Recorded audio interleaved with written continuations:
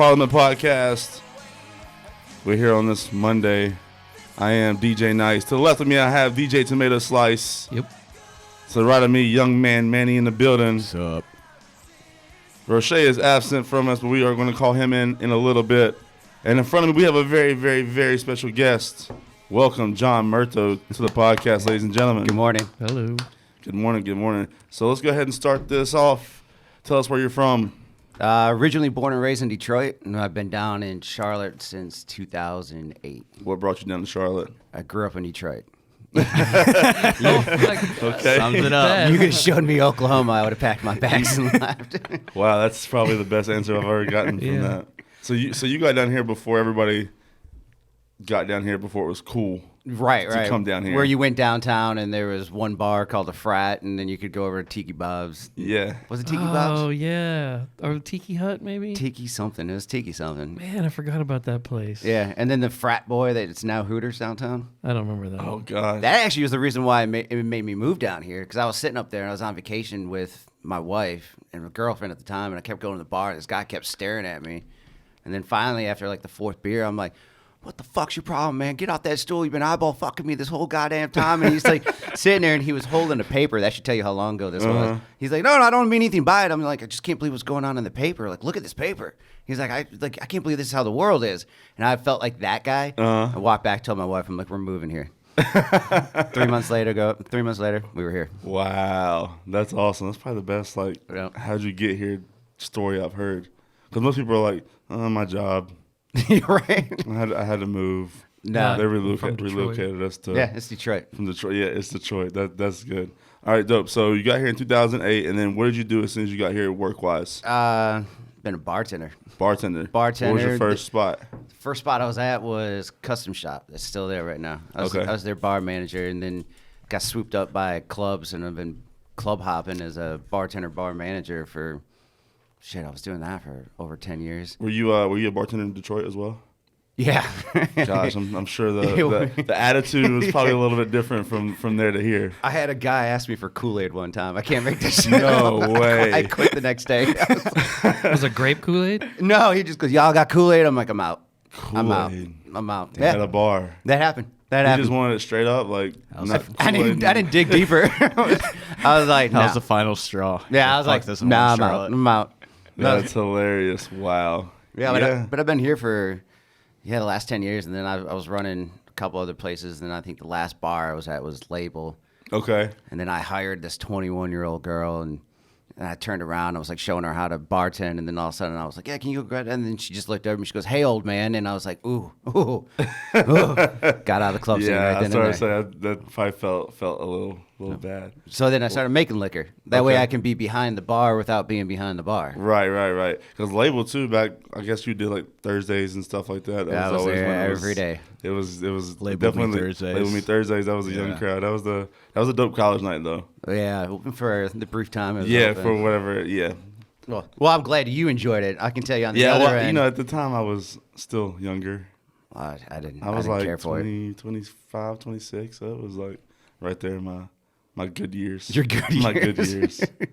Well, that and the EDM parties. I mean, like if you're working as a bar, the Yeah. EDM parties, the only thing I served was water and I started to hugs. say it was easy. You just toss out water. Yeah. We talk about it all the time. We're like, man, like, all these bars, they bring in like these EDM parties and do stuff like that. I'm like, the bartenders probably hate it because they don't do anything but serve water. Love it or hate it. Water and hugs. That's the only thing crazy. I served. Like, do they tip you whenever they grab a water? I think some people just came up and gave me money. Half the time they just gave me drugs, and I was just like, I'm like, you can't do this. This is not the right payment. Yeah, I was like, Not right now. And they look at you like you're weird. I'm like, you can't just tip me with a bag of mystery white powder. And Or at least tell me what it is. Right. Before I give it to the other person. Before I pass it down. Yeah, that's funny because because when I go to the bar, I actually like to drink and not just have waters. Yeah. As you see here in front of us, we have a cup of tequila, which we'll get into in a few waters because Sunday Fun Day was yesterday. Oh, so was it Sunday today? Yeah, yesterday was. Was that good? I made it for the right day. Yeah, you came after a nice day. Manny FaceTimed me a little after 1 last night, so I'm sure his night was pretty good too. Yeah, I didn't make it at 1. I was drunk all day. Yeah. I was drunk. I watched the soccer game. after that, I was just out the entire time. Who won the soccer game? Charlotte. All right, They nice. won. They beat Atlanta. Congratulations, Oh, yeah. Charlotte. Good for them. I still need to go to one. They look fun.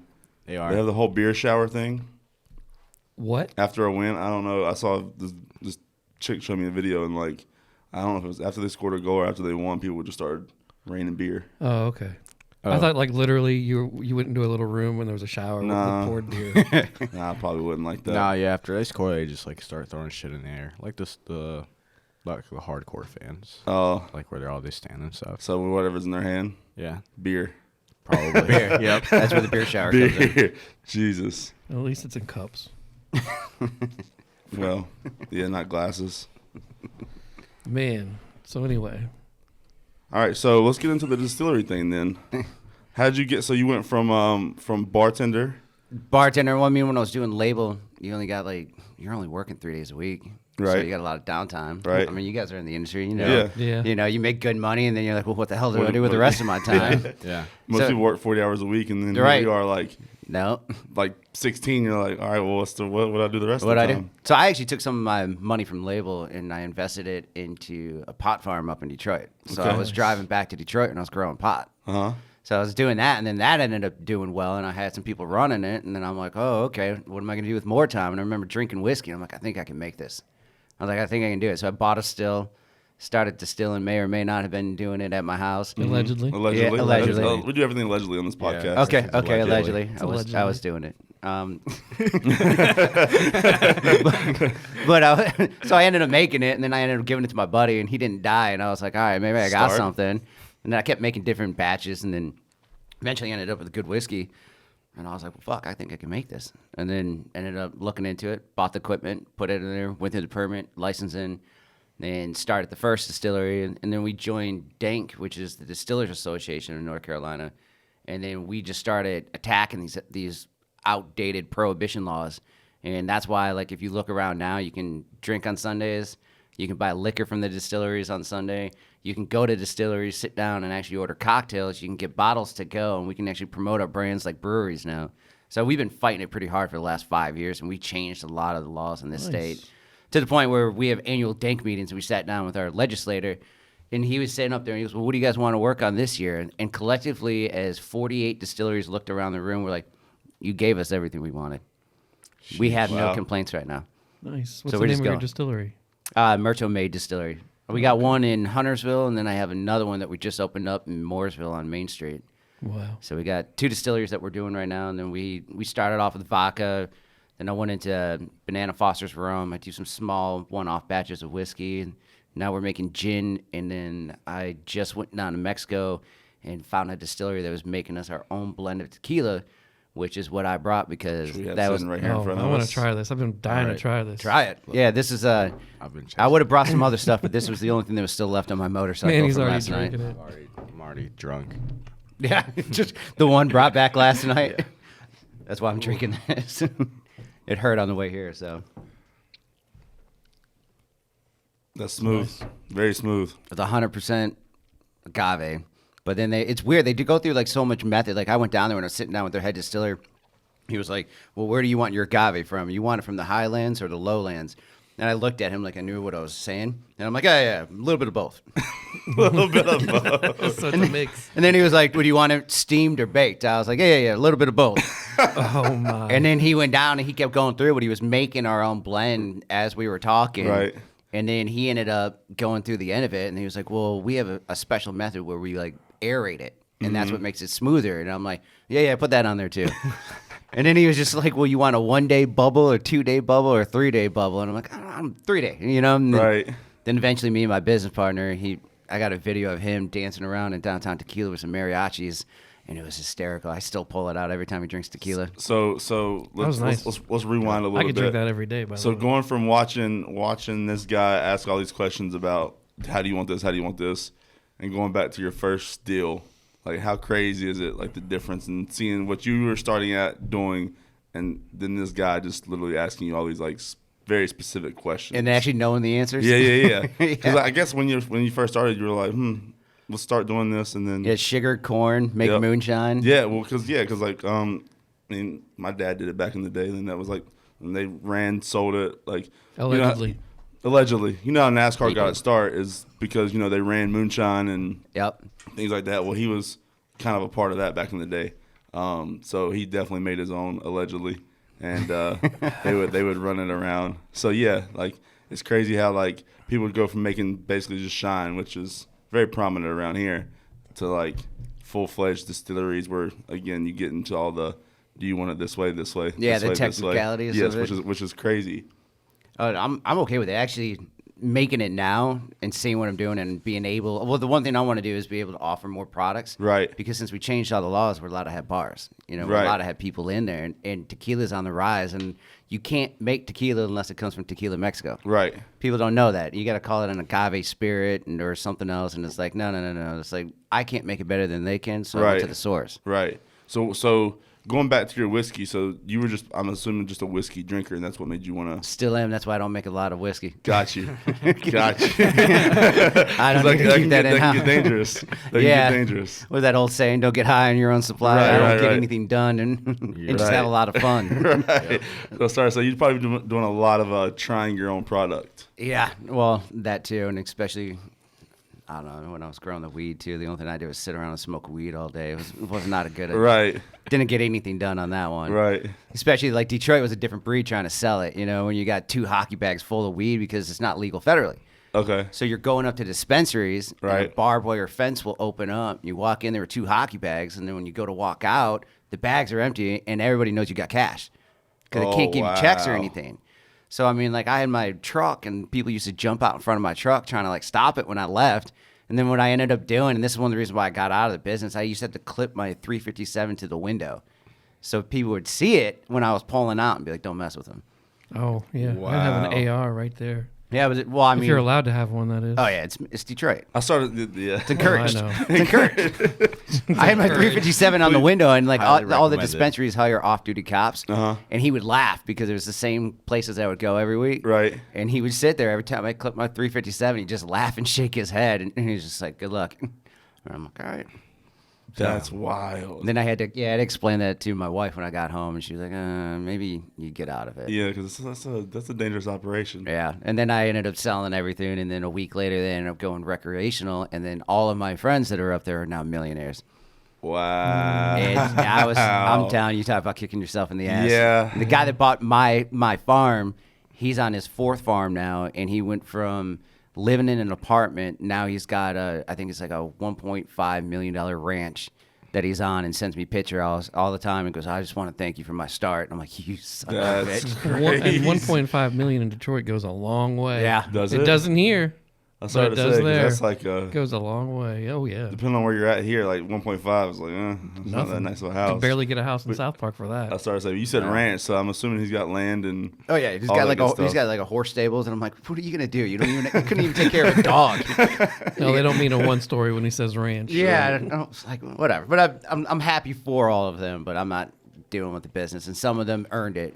Right. I've heard stories of them, trying to hustle back from Canada with, getting robbed and stripped naked, and then people sitting in the woods, and laying Yeah. on the ground under shrubs. I'm like, Not Lord. worth it. Well, hey, that $1.5 million ranch is Hey, worth it now. Yeah, sorry, I said it sounds real good. Sounds like you need a cartel up there or something just No, to protect you. You just move. just get just get move away. to Charlotte. Yeah, Charlotte. Just pick a spot on the map and be like, well, it's not move. Detroit. Yeah, just move. Half of my friends went to jail. The other half were dead. So my mom was completely happy about having me leave. Jeez. But welcome to Charlotte. Yeah. Everything I did up there was a problem. Everything down here is accepted. Yeah. So I love it. how I'm that like, I can works. day drink and just walk around, and everybody's okay. And I'm like, all right, this is fine. So, North Carolina. well, Charlotte 10 years ago, I mean, you guys know it's different than it is Oh, now. way different. Like, I just Yeah, think back, true. nightlife and just the scenery itself. Like, I remember when going to a concert at Amos's and it'd just be parking lots, gravel parking lots all around. Yep. That's all it was. Nothing was there. Nothing was there. And then now it's. Is no- Amos even still there? Yeah, so they split it in half. Jim Mills on the front end, and Oh, then that's Amos's right. is like the back. But It's not the same. It's not, but it's half the size. It's not the same. No, it's not. You got all these Yankees that are down here like myself now, and they're stumbling around, puking on the street, not making any sense. Sounds about right. I like the Southerners that were back there. Thing. When I first got here, somebody was like, "We keep our women barefoot and pregnant around here," and I'm like, oh, "Welcome to North Carolina." Christ. Wow. Yeah, now you look down here and it's a different breed. Yeah, you don't see that. You awful. don't hear that now. Which I'm from Statesville, so I mean, hour north of here. So it's. I was used to it growing up. I mean, that's like you said, barefoot and pregnant. That's more. So Thank God where for I'm us from, but Northerners. Right? Yeah, definitely. We're the gentrification. It's for real though. It's dead ass because. Do you meet a lot of people from Detroit down here? Yeah, actually, I met my business partner. He's from Detroit. Oh, that's cool. And I met him down here, which is Z, even right? weirder. Yeah, Z. Yeah. I meet a lot of people down here from Pittsburgh. Yeah, it's all those armpits of the country. We All all the people moved. that hate the weather. Yeah, we all Fuck moved. this I think weather, they let's flushed go the toilet, south. and that's how we all ended up south. Just came down. We'll take over. I'm okay. Like I said, I'm okay with it. Like I go back up there just to visit and funerals. That's it. Visit and funeral. And I don't even and thank God for COVID because I haven't gone back to visit for a while. Like, can you come visit? Nah, COVID. Nah, COVID. COVID. You said excuse for everything. Oh yeah, absolutely. And the other thing is too is they can come visit if they really wanted to. Yeah. But it's that thing. Once you get in those northern like I call them countries because it's not the same. Mm-hmm. It's its own little country. People don't leave. Right. Well, I mean, I feel like that's how like a bunch of small towns here in North Carolina are though too. Like where I'm from, people don't want to like. They see me doing certain things, and they see it as like bigger. But I'm like, I just got out of my hometown and like wanted to go explore elsewhere. There's So other just- things to do. Yeah, there's a whole world to see. Like it's a lot bigger than this little small town. I'm not saying there's anything wrong with the small town life, but it's like get out and see and do, and like there's other things out there. Yeah, they have. Well, even Michigan, people in Detroit, their ideal vacation is going up north. And to I'm the like, you lakes? didn't go anywhere. You just went up north, and you're sleeping in the dirt now. And then and it makes you feel better about your shithole that you're going back to. Oh God. What city is across the river, or not across the pond from Detroit? Is it a lake? I don't fucking know. They're all American. lakes. They're all lakes. That's why it's the Great Lakes. It's Great Yeah, Lakes. Great Lakes. There's a Which lot city? Of, Oh, you mean Terrible with geography. I live in Oh, America. Windsor? Windsor, that's the place. Windsor, yeah, Canada. Windsor, I got a lot of stories over there. When you're using a fake ID Yeah. that says you're 19 to go over there, that's how you know you're having fun.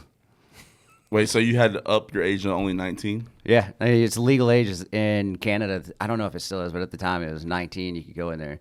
Oh, that's So I was perfect. 16 with a fake ID, and my Wow. my current stripper girlfriend at the time. And I just remember we were going across the border. You're 16 with a stripper girlfriend? Yeah, like I said, I had to get out of Detroit, but I was going across the border with. Are a you fake- married to her now? No. Okay, She go lives in the on. middle of the desert in Arizona, and I don't know what she does. Last time I heard she was, no, I don't even want to say what she was doing for money now in the desert. But Allegedly. yeah, no, she'll tell you. I think she's got a website too, and you can buy her art. It's a little off. I think she was Oh, doing wow. a mixture of roadkill art and painting pictures with her period blood. Like I said, she fell off that real Thank God quick. this is filmed because my eyes are Wow. like, what? Jesus Christ. Yeah, it was a little weird. Anyways, I was going across the border with her, and she, she's got fake tits, and she had them out. And then, of course, here's the Border Patrol. They come up, they start searching. They're like, hey, asking questions. They're like, when you see your IDs, she pulls out a box and starts fishing through 50s and 100s. And I'm like, yeah, we're getting searched. 100%. Yeah. They pull us over. They find the fake ID that says I'm 19. Find my real ID that says I'm 16. Oh, no. Next thing you know, I'm stripped down to my boxers, holding them out, jumping up, and then when you land, you have to cough. Uh-huh. And I'm sitting there, and I'm like, this is just crazy. And I'm like, we didn't even make it to Canada. And then I saw her go in there, and then they were like, take pictures of this. And I'm like, I'm sitting right here, guys. Mm-hmm. Like, what the hell is going on? Right. And then they ended up finding what she left in her glove compartment, where she goes, oh, shit, I forgot about that bowl I had in my glove compartment. Oh, no. And I'm like, yeah. So technically, at that time, I got banned from Canada. But Oh, my God. not allowed back in Canada. How old was she at the time? Yeah. I think she had to been like 18, because I know she was working at Deja Vu, but again, it's Detroit. I don't think. Wait, they so hired were you? anybody. So were you? How'd you meet her? Were you using the fake to get into the strip club? No, I knew her. That's how I got in. Oh, okay. No, I grew up in the '90s rave scene in Okay, Detroit, so it's right. different, Oh, like nice. Oh, shit. yeah, like that was That's like badass. that's what I'm saying. It was kind of crazy, when Yeah. you're 13 years old and you're in an abandoned warehouse in downtown. And It's like, Right. you're like, okay, there's the door. And they just look at you and they're like $20, and and it's like your voice is still cracking, your balls haven't dropped, and they're just like, come on in. Do you want some K, some crack? What do you need? Don't look at that guy in the eyes. He might eat you. It's one of those things. So do you remember who the DJs were back then? Oh yeah, we did Willem K. Actually, I know there's a bunch of different. Actually, the big one that was back then was Bad Boy Bill. Yeah. That happy hardcore stuff. But I mean, we had DJ Assault. So like DJ Assault was all ghetto tech. So that was a big thing that we were listening to like every weekend when we were out. It's like you got that ass and titty song, and it's just some dirty, grimy things. Yeah. That's where they get Detroit techno come out of Detroit, obviously. Yep. Yeah. Jeff Mills or something. You guys know? Jeff Mills is still the man. He's still the man. I guess I'm the only one that would know. Yeah, that's your realm. Yeah, Jeff Mills. There's a whole thing called Detroit techno that came out of Detroit, obviously. I wasn't even conceived when all this was happening. That's where the 303 got popular in Detroit. Jeff Mills. Yeah, and they also did it in the 909s. Plastic Man. Plastic Man was the big one that we were down there. Yeah, 909, the 303. 303 is like my second favorite instrument. It's badass. Richie I'm not sure Hahn. if you guys know what it sounds like. Yeah, Richie Houghton. Richie Hahn was like the one that when you went in there, they would literally hand out earplugs. And you're like sitting there like, no. And they're like, you don't understand. You're going to need it. Right.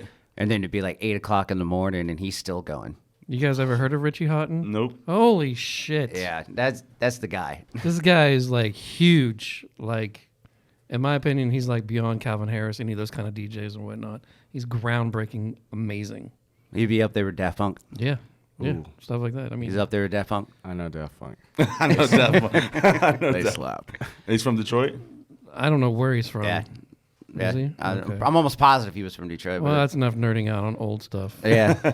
Well, anyways, I grew up in that, but I've seen some things and done some things that I should not have done. Right. So you were in high school, and then on weekends you would just go to these warehouses. No, actually, I didn't go to high school. What? That was my problem. I never went. I got dropped off. I went to adult ed, and then the only reason why I got my GED is because it was court ordered. So It's amazing how many people like just don't graduate high school or graduate college and have these awesome careers going on.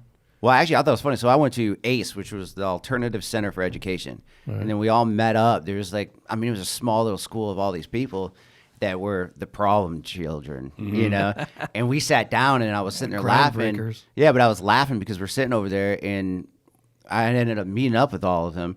3 of them have multi-million-dollar pot farms. The other guy that was sitting up there that I went to class with, he owns 2 James Distillery in Detroit, which is about like 4 times the size that I am. And he's doing phenomenally well. And I'm sitting there laughing. We're all at the table. And I'm like, and they said that we were the problem. Right? That we were never going to amount to anything. Right. So half the time is, it's like, leave us alone, They might figure it out or they might not, but let people do it. But right. I ended up going to college, though. I went and got a culinary degree. Can't even wipe your ass with that. So I started to say, did you even do anything with it? Did you? No, I went to Ritz-Carlton. I think I prepped like 4 salads and I quit. Solid career. Yeah, I know. I talked to the chef, but he just looked at me and goes, "What do you want to do?" And I'm like, "Well, I want your job one day." And he was like, "I work 125 hours a week and I get paid $75,000 a year." And I was like, "Cool, I'm out." And he goes, "It's a smart choice. You're young." Oh my god. And I left. I never used it for anything. Between that, making booze and pot, I'm just a party favor now. Right. Yeah.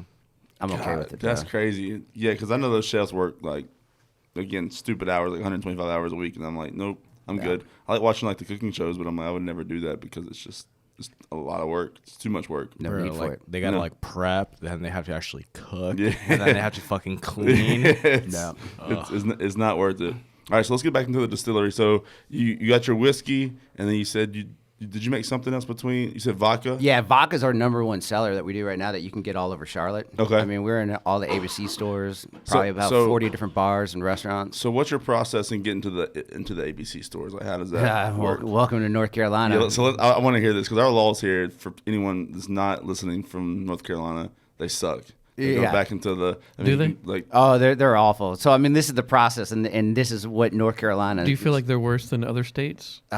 Yes and no. There's benefits, but there's not All at the same time. I mean, they actually distribute everything for you. So like I got a couple bars in New Bern that sell my product, and you really think I'm gonna hop in my car and drive it out to New Bern? No, it's not happening. 4.5 hours to drop off a case. So do you feel like it's worth it? Like, do the benefits outweigh the bad parts of the process here? The tax Compared to other part is not places? worth it. They take 48% in taxes. Oh my God. Damn. This is North Carolina, and then and then the federal government takes 4%. So you're 52%. So my biggest partner that I have is the government That's in making liquor. insane. That's that syntax Right. I don't even want to know the markup though. Like, that they do you do. have to mark it up like for your price on this bottle? Yeah, like our tequila is going to be $50, and then so they're going to take 52% of it, and then what I paid for it, and then imported it, and then bottle it, and I do all the work. So it's a little tricky. So what I get is a shiny nickel when I'm left. Yeah. So the thing is, you can In need fact, a lot hand of me nickels. some more of that. That way I can promote it. Murto made is delicious. I could probably drink this all day. The problem is that's what got me in And I'm trouble. I not a did drink drinker. it. I'm not a drinker either. I did drink this all day yesterday. Oh my god! So what's the process in North Carolina? North Carolina. So for instance, I have my still. I make my vodka. I went bottle it, put it in boxes, put it in a pallet, wrap it up. Then I have to take it to Raleigh. So you take it to Raleigh. It sits in a warehouse, and then the ABC stores have to order it from Raleigh, and then they ship it from Raleigh back to Mecklenburg County, where it sits in their main warehouse in Noda, and then they ship it to all the other ABC stores. For instance, the one that's a half a mile down from my shop. So after a month and a half of traveling, it'll actually end up right down the street from my shop, and then it sits on an ABC shelf, and then they sell it. That is the process of North Carolina.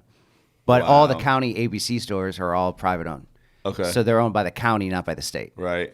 So that's like the big thing. Is that how they choose like what they want in their store and whatnot? For instance, so Yeah, like, they get to pick anything. So I got to go sell it Okay. to the ABC stores. Got you. And then now they actually have a law in North Carolina that says if I don't sell it for the ABC store, that they'll remove my product from listing. So I'm like, I have to sell it to them and then sell it for them, and then you guys take all the money. This is if I knew now what I knew 5 years ago, I probably wouldn't have done this. Probably would have stuck with the pot. You're right. Yeah, You can the still fall back on the $1.5 million pot. ranch. Can you still go back to the pot? Yeah, I'm not going back to Detroit. Oh, I'm not okay, doing that. that's That was like different. it was the most depressing part of my month was having to drive back up there to farm. But I mean, 10 degrees outside and you're in a sunny 80-degree room. Right. Farming, it wasn't that bad, but Right. I'm not going back up there. If it becomes legal here, though, you're damn straight I'm going to go back to it. Push for it. You already did it with alcohol. Actually, with the same legislator that got all this approved, he's working with about 4 different people right now. And it's already been approved by the House. It's just going to the Senate. Right. So, I mean, they're figuring out some kind of reform for it right now, or at least make it medical. So it's in the works. That's a start. Yeah. I All you still gotta do will is get your not. foot in the door. and that's it. Didn't they just like decriminalize it like nationwide? Federally. Yeah. Not federally. Oh. Yeah, but that's the sad part, too, though. That they look at you, they go, it's decriminalized. And I'm like, so it's legal? They go, no. It's just decriminalized. That's our government right Yeah. now. Yeah. Be like, what do you mean? So if it's not illegal, they're like, yeah, but it's not legal. Right. And I'm like, what? This is a very gray area. There's no yes or no in life anymore. Nope, It's it's like just- everybody's afraid to say yes or no Yeah. or make a decision without offending people. Right. So I don't get it. But actually, I'm going to see some of It's this kind of more- like the different. What do you want to see? this tequila. Okay. It's yours. Oh, yeah. Yeah. It's kind of like the difference between it's not illegal to be in the United States without papers. Like it's like if you're an immigrant, it's not illegal to be in the United States illegally. If that makes sense. But it's illegal to cross the border without permission. That's a crime. But being in the United States undocumented is not a crime. Yeah. Well, welcome to our Again, government. great. Welcome to our government. Gray area. They're not gonna arrest you for it, basically. Unless they want to, and then they'll let the courts figure it out. Yeah. Yeah. Which is another process. And the federal government would be the ones to arrest you, Right. not state Right. or city. Speaking of crossing the border, so you go into Mexico to get this. Yeah. Tequila. Oh, we went. Well, I went down to Mexico, and I was going to go down there to go find. I was in a distillery hop to find some of the best tequila I could find. And then actually, I called Z, and I was just like, "Hey, you want to come to Mexico with me?" He goes, "What for?" And I was like, I'm gonna go. wouldn't say I was like, I'm gonna go find some tequila. And he was just like, you know, tequila is my favorite liquor. And I'm like, so does that mean you want to come with me? He goes, you know damn well I want to come with you. And then we were gonna stay in Guadalajara, which is like the bigger city down there, and you know, just drive up there every day. And then I was like, well, why don't we just stay in Tequila? Which I didn't know was a bad idea at the time. And I was like researching spots, but we actually found this like hotel that you sleep in tequila barrels, like big, large barrels that you sleep in a king size bed. And I was just like, okay. And I told him, and he was like, well, where are we staying at? I'm like, we're staying in tequila barrels in the middle of an agave field. And he's like, John Murto. Because I was like, this is why I love you. And we went to go check in, and they had like 4 armed guards, dogs chained to the front of the place. I was thinking that. I was like, if I went to Mexico, I'd be so scared. Oh, it was different. A cobblestone walking down. I mean, like, we ended up drinking so much tequila, and I'm like, we're behind an ox that was walking down the middle of the street, and I'm just like one eye in it, trying to make it back to the hotel after one of the million tastings we did. And I'm just sitting there. I'm like, there's an ox in the road? And then Z in his drunkenness looked at me. He goes, who's got the right of way? And I'm like, that's what you're thinking right now? Like, this is what you're thinking? Who's got the right of way? That's something he would say. Yeah, like I'm staring at the ox's ass right now, and that's what you're coming up with. And I'm just like, all right. And then like the only thing you heard all night was a dog's barking, and I'm like waiting any minute to be woken up with a flashlight and a gun in your face. Yeah. But I'm like, what are you gonna get? You know, the $200 in my pocket, Right. and probably a little bit of just the funk of tequila in my breath. Yeah. Nobody wants that. Right. Yeah, but we ended up finding these people, and you know, like I said, they walked us through the whole process. And they're just like, hey, we can make it, we can ship it, we can do whatever you want. And then I had to do the process of going through and getting approved. I started saying, what's the legalities behind that? Because obviously, Did they bottle it? No, that was the thing. I mean, like, to use the word tequila, you have to be registered with the Mexican government. Yeah. So it took me 6 months to do that, where I had to partner up with a broker, and it was the legality part was hard, but I am a registered, trademarked tequila distillery. So by the time I got that, then we just had to go find the tequila. And that's, if you see the front of the bottle, it actually has a NOM stamp. So it says NOM CRT. CRT is a regulatory system for tequila. So we're officially registered as a tequila distillery, and I have this list of stuff that I can and cannot do. So I want to age it in barrels here, and they were like, no. They're like, you change anything about that tequila, we're yanking your stamp. So they were going to bottle it for me, but I was like, no, I want to use North Carolina spring water. So they're giving me the raw spirit that comes right off the still. They're in a tote. They're shipping it up here. I'm using North Carolina spring water. I use Midas Springs water. So it's like some of the best water that you can get in North Carolina, and it's the oldest registered business, I think, in Charmac, too. So Nice. I use their water, and that's what we're doing to make this product. That's crazy. Shout out to who? Midas Springs. All right. Local. And you would never, like, it's so funny. I think about this all the time whenever I'm drinking any liquor. We take for granted the process. I feel like a lot of times, a lot of people do. Like, you know, if you're bourbon drinkers, your whiskey drinkers, sometimes they'll think about it a little bit more. But whenever you go to the bar and just order like a shot of tequila, people don't realize what the process is going through it to get that shot alone. Oh, yeah. There's so much shit to it, and it's like people just down and waste it, whatever. Like, you know, it's just like I don't know. My brain thinks a little bit differently when it comes to like. I mean, I didn't even products know like that you had that. to mix it with water. I didn't even think about that. Yeah, well, to proof anything down, I mean, if it comes off the still, my vodka that comes off the still what I'm is 190 proof. Jesus. To be classified as vodka, it's got to get 190 proof or higher. That's perfect for me. Just don't even bother. Trust me, it's a different. You do a shot like that, it actually will pull all the moisture from your mouth. I thought it was a good idea at one time, and I'll never do that again. But yeah, so I like, got Everclear sitting in my house. I drink that. well, Everclear, I think it's like what, 120? They bumped it down. I think it used to be way higher. Yeah, I was I like, get it from South Carolina. It's strong. yeah, there's no need for that though. So what proof is I your do it. tequila? 80 proof. Okay. So that's this is standard, right? Yeah, it's like the industry standard, because a Right. lot of people don't know. I'll tell you this either, that you get charged taxes on the proof that's in it. Oh, wow. You get higher, like if is it higher taxes on the higher the proof? higher the liquor, the higher the proof, the higher the money that you got to pay for it. So that's why if you see Bacardi 151, they're like, yeah, we don't make that anymore, because they were paying so much in taxes. That's why we can't find it? Yeah, they don't want to make it anymore. All right. Plus, I don't think it was a good idea anyways. No, No. I liked it. It was dangerous. No, I drink it. I could tell you, I used to mix that with I can Dr. drink Pepper, and it anything. was not a good idea. I Again, can that was drink Detroit in the anything. 90s. I woke up Man. on different occasions and some places that I actually woke up in Canada one time. Was it Windsor? Yeah, it was Windsor. And we went to a rave in Detroit, and I woke up Oh. in Windsor, and I was like with these 3 girls, and I had to like go into rooms trying to find them. It was the strangest thing I had to do in my entire life. That is a typical rave story, though. Yep. And then I went to go leave, couldn't find my shoes, and I'm not proud of this, but I stole one of those guys' shoes. Did you start off in Detroit? Oh yeah, How the fuck? yeah. You That go happened. from you crossed the Oh, yeah. border. How Oh, yeah. far is that? It's like 10 minutes. Oh, okay. Yeah, it's a Like you literally cross the border. It's like Yeah, 10 you cross minutes. a It's an bridge, I easy think. thing to do, especially when you're like hanging out with 3 Canadian women and they're like, "Yo, we're going home," and next thing you know, you're in the back seat of the car, and then you don't need a passport back then to travel, so Oh, you just okay. needed your ID. Right. So if you just had your ID, you could come back and forth. But yeah, I mean, I went to a party. I went to a rave in Indiana and woke up in Chicago too. That was interesting. I think recently I just woke up. Drove to Detroit when I was farming, landed at my buddy's house, and then I got woken up like I think at like 8 o'clock in the morning. He's like, "Yo, we got to catch our flight." I'm like, "Excuse me?" And then we went to Vegas, and I was like, "What the fuck?" It was like 3 days of drinking.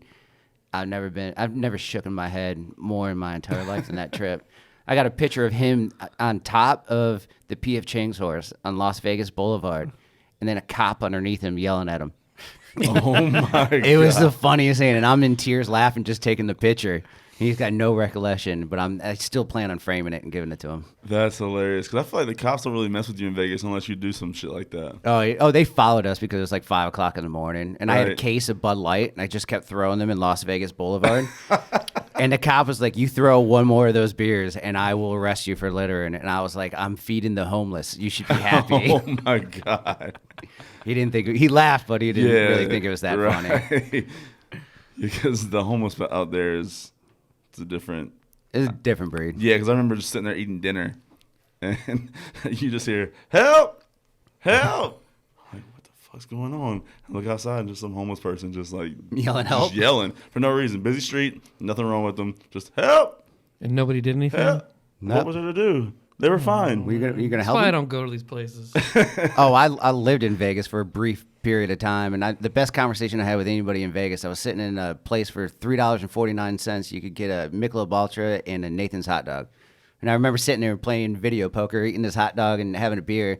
Had the best conversation that I did with anybody because they're all soulless out there. Mm-hmm. And then at the end of the thing, I'm like, "You know, it was really nice talking to you." He goes, "Yeah, it's a pleasure talking to you too." He goes, "Good luck." And then he went and grabbed his shield off of the counter because he was Captain America that would stand down there. And then he grabbed his shield and walked out the door. And I was like, I need to leave. I was like, the best conversation and that I've had with anybody was Captain America, who probably is on his 4th day of his meth binge. Oh, absolutely. And that was the best conversation I had. So I Time to go. moved back to North Carolina. Time to go. So then I moved. Yeah. Let's start. So what was crazy? You're living in Vegas or living in Detroit? Detroit. Vegas is still rules. Yeah. See, I don't even think that about Vegas. I just feel like it's like a free for all out there. Like, No, it's I think it's more there's like still politics. rules. Yeah, there's politics. Still cops. yeah, there's It's cops, not there's like- cops in Detroit. I mean, I guess that doesn't really matter, but It's Nah, not like, it's not Detroit's like mile after different. mile of burnt out houses and right. destruction, like a war zone sometimes. That's I how guess in that picture aspect, it. I'm thinking more the party scene. Oh, yeah. You're thinking of the strip, probably. Well, I mean, I know there's like rough Vegas too. I don't know anything about it. I do. You But don't I want to do go know there. Detroit. either. You don't want to. And Fremont Street's not like what it used to be either. Like Fremont used to be like where you would go. That was the spot, right? Yeah, because I went down there recently, and well, not that recent, back in September, no, July, and yeah, they took us there we went there one night, but that's like old Vegas, right? Yeah. Fremont. Yeah, but now it's becoming New Vegas. So they're going back and revamping everything. Got you. Okay. Well, everything's getting better now. I think the 80s, that crack epidemic just shit on the whole nation. Like, Right. I mean, even in Detroit, like I was coming back from Detroit and I was wearing my Detroit hoodie and I got stopped by an officer in the Charlotte Douglas and he sat there and he goes, "Oh, you're from Detroit?" He goes, "I was a Detroit cop for 20 years." And I leaned over and I'm like, "You'll never guess this." And I think he was just like, "What?" And I'm like, "My brother-in-law just got a failing to yield at a stop sign." And he looked at me, his jaw dropped. He goes, "They're passing out traffic tickets in Detroit?" And he was shocked that they were passing out traffic tickets. I got pulled over once leaving a rave, and I'm talking about like pure pupils. It's like 4 o'clock in the morning. I'm stopped at a red light, and I'm just sitting there sweating because there's a cop that pulls up behind me. Next thing you know, he flashes me. He gets up to the window, and he goes, "What are you doing?" And I'm like, "I'm stopped at the light." He goes, "You stop, you look both ways, and you go." And I was like, "What are you talking about?" And he pointed at a house that was off in the distance. He goes, "You see those 4 eyes looking at you?" He goes, "Another minute, if I wasn't here, you would have been on the news." And I was like, "Okay." And I kept going. So that's Detroit back in the 90s. That chills. Yeah. Listening to that. Wow. Yeah. I mean, that's Detroit What? back in the 90s. You know, you would stop, look both ways, and go. That was your whole point. So, but now it's completely different. I mean, my dad works downtown, and I went to go visit him in Detroit, and he was like, "Oh, let's walk over to the casino." I'm like, "No." And he's like, "No, it's not like it used to be." I'm like, "Dad," I was like, "I personally saw somebody get shot like 2 blocks from here. I'm not going over there." He goes, "No, it'll be fine. We'll walk over to the casino." And it was the best thing I ever seen. I'm like, I'm down there. There was a group of like mid-20-year-old white women on bicycles like riding around. I'm like, this is the Twilight Zone right here. And he goes, no, you just can't go that way. Stay this way and you're good. So, I mean, Detroit's coming a long way since then, Right. but it's still not something that I'm willing to go back to. Yeah. Sit in the cold and the snow and have your bones hurt. And, It's hard to say the weather up there is just miserable too. Like, everything's gray. The sky's gray. The thing, like the snow that was supposed to be white is now gray because of all the grime on the road. Right. People slit their wrists just to see color. I mean, like, it's that bad. It's like, no. Jesus. Well, Never going there. yeah. Don't mean to knock on Detroit. I'm just saying I'm a Carolina boy, so Right. I'm gonna stay right here where everything. If our biggest problem is green snow and we have to deal with it for a month, I'm okay with it. Right. But- Damn, that's crazy. Yeah, I've never even been to Detroit. I think I've even been close to Detroit. I'll tell you what though, their techno scene is it is good. Some It of is the best music comes out of shitty weather places. good. Yeah. I mean, yeah, they got nothing else to do. Yeah. They got Germany. nothing You're else to do. fucking inside. Might as well. Make some dope shit. Yeah, I mean, think about Scandinavia, Germany, Detroit, New York, Oh, I think this tequila brought back and last then night. California brings trance. That's always the worst. I woke up miserable. I'm like, cause I'm a vodka drinker. Oh, have you tried my vodka yet? I feel like I've had it. I haven't had it straight. I think I've had it mixed before. I feel like Z probably poured it for me at one point. Probably like Probably. Blind Pig or something. Yep. Poured it in there. So yeah, it's good though. Cause I typically drink now Tito's. It's like the big thing. Yeah. I'm not upset by Tito. That guy he's got a good business plan. He hustled his way all the way up. Yeah, because it's crazy. Because I was just talking to the people about this. So yesterday at Lost and Found, they had their 25th anniversary party, and so we did like an all '90s theme and whatever. But I didn't realize that Tito's had been around for 25 years. Oh, I thought you were Me saying neither. Lost and Found's 25th. No. Like they're aging like dogs. No, it was Tito's. So I was like, because I remember going down to Austin, Texas, probably 2013. And Tito's was not popular around here whatsoever. It was all, I mean, I drink Absolute at the time. That was like my go-to vodka. But I go down there and I see it on the shelves and it's everywhere on the wall. And I'm like, I've never even heard of this. Like, what is it? And it's probably like $24 for a half gallon. Yep. I'm like, this shit's super cheap. Like, what's going on here? And, it has Austin, Texas on the label. I'm like, I'll get it and try it out. Loved it. But then at the time, again, I don't think it was even up here like that, and so it finally came around. Then once I started seeing it everywhere, I'm like, oh shit, like this is. I remember tasting that in Texas and it being good, and now it's finally made its way around. So, but yeah, I just didn't realize they were around for so long. Yeah, he got his boom in 2008 when everybody switched over to American products. Right. So I think American Airlines picked him up, and now he's literally got that attention of everybody that's flying, and they're looking at his label, that copper top. Right. Yeah, but he like if you looked at Tito's story, like he had 2 businesses that were that it failed, and he was making vodka in his garage, and he had 2 kids, and he took it down to his buddy's bar and was like, "Hey, do you think you could sell this for me?" His buddy pushed it, and now Tito's is Tito. So That's crazy. You know. And that's so that's another question I meant to ask earlier. So whenever you approach like the government, like the state government with your product, like they don't question why you started it or how you started it, because obviously it's. they just want to know how they can make money off of Yeah. it. That's so see. Just the system is just so crazy. It's like you do this allegedly illegal thing in your garage, Oh, I don't give a crap. and then you process it or whatever, and you bring it to them as a allegedly illegal product, and they're like, okay, how can I monetize off that? Yeah, and then they go, "You're going to pay us money." Actually, I just had a conversation with the head of the ABC Commission, and this guy, the people that used to be there were elected officials that were appointed by Governor Cooper himself. So they were politicians that were running an ABC board. Mm-hmm. So it just kept it didn't work. It just kept flopping, and that's why the system was broken. They just hired a new guy. I think his name's Hank. Yeah, it's Hank, and he used to work for Sam Adams. So he's a businessman. Mm-hmm. So he's like, and I had a conversation with him, and he was just like, well, what can we do to help you? And I'm like, well, why don't you get us street signs? Why don't you do more signage up on ABC commissions? Like you promote our businesses. And then he was like, oh, yeah, I mean, that's something we can do. And I'm like, well, considering the fact that you own 48% of my business, wouldn't it make sense to invest into your business? Right. A sign on the next of the highway saying it's something simple because those are government run things. Put an attraction up there, and then it's free advertisement for me. You pay for it.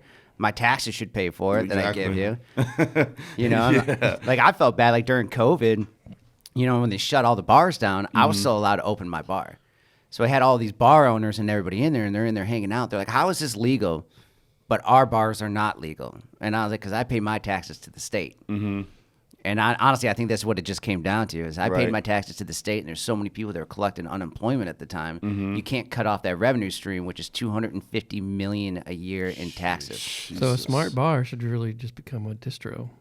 Yep, like a distillery. Yeah. Yeah. Well, the thing is with that, then you got to go all these permanent. You got a whole new set of laws now that go in there. Like I think it originally took me 8 months to get my first license, and in order to do that, you have to have all your equipment in place.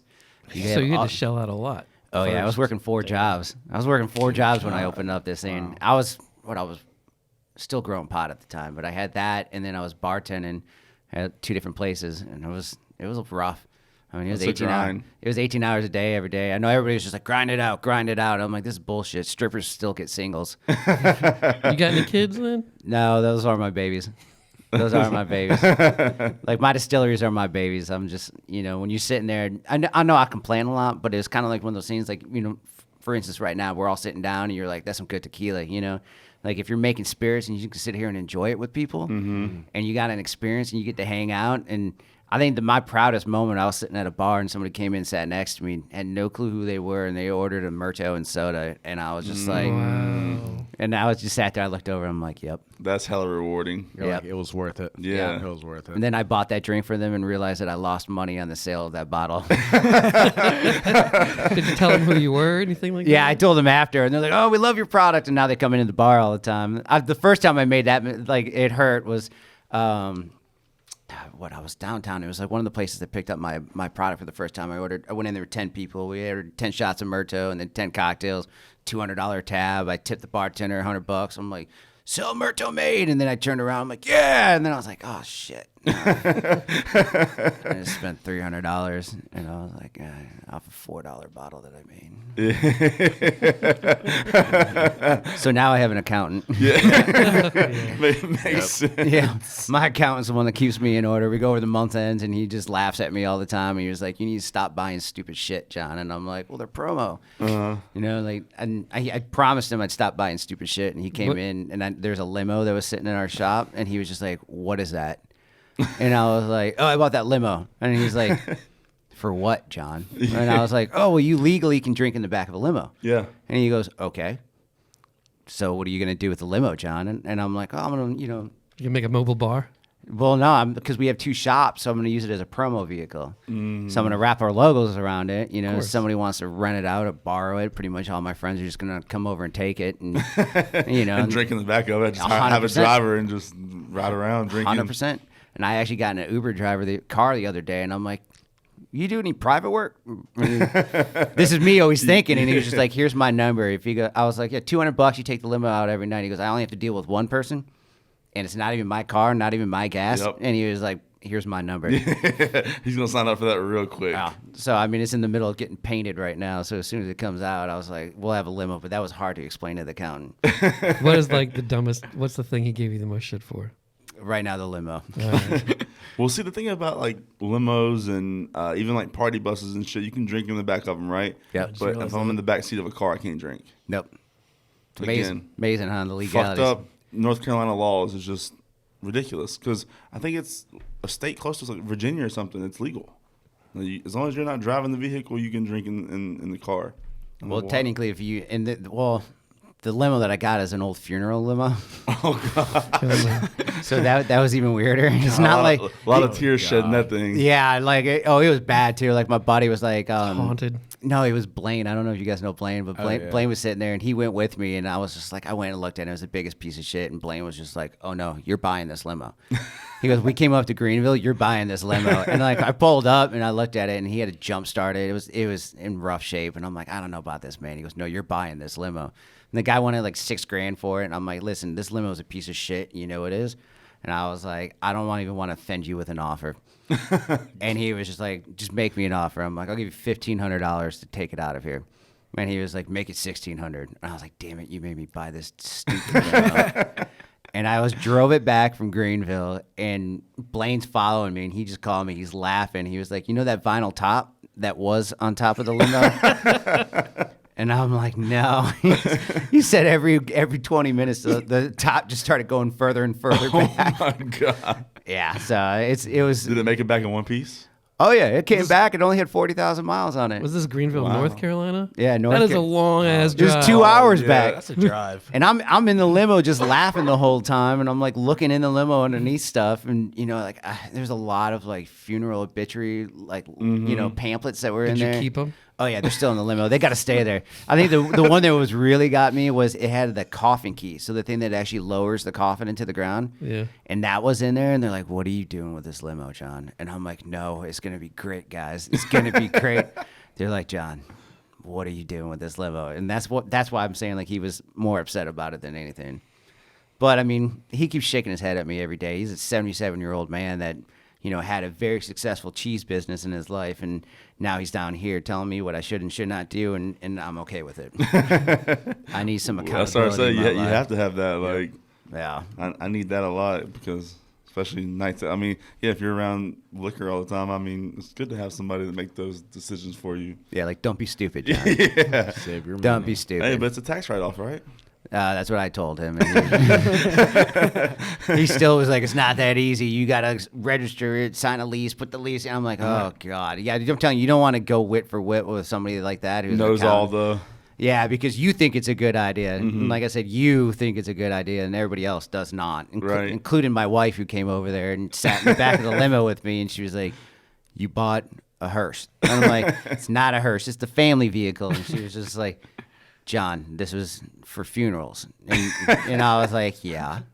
And I was like, "I'm going to make you love this limo." And honestly, I did a lot of work to it where I turned like the middle seat around. So now you're facing each other. Oh yeah, like the. So it's like a little executive limo Yeah. now. So I turned the middle seat around, and like we went in and sat in there, and like had everything done, cup holders. She's drinking wine. We sat down and had the best conversation that her and I have had in probably about like 2 years. Mm-hmm. Then we got out, and we both felt great about ourselves. We were walking away, and I got to sit back, and I looked at her. I'm like, "You like the limo now, don't you?" She's like, "Damn it."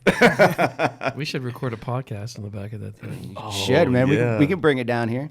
Actually, we can keep driving in it, and we still do exactly what we're doing here right now. and get drunk. On the Oh, road, that would man. be badass. You'll start hearing voices and shit. That's how you can do it. What was that noise? I heard a.